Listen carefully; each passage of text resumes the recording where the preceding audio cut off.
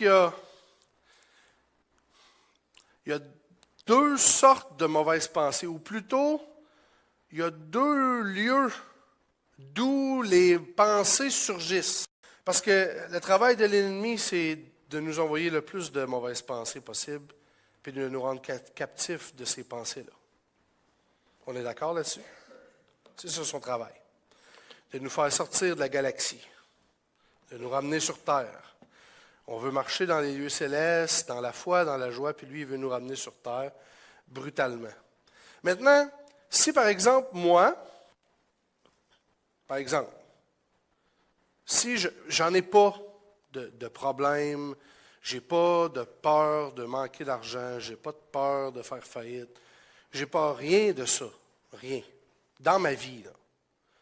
L'ennemi peut quand même m'envoyer une flèche, un dard enflammé, la Bible dit.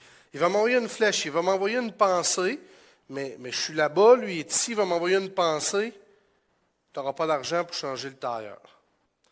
Je ne peux pas empêcher la pensée de venir.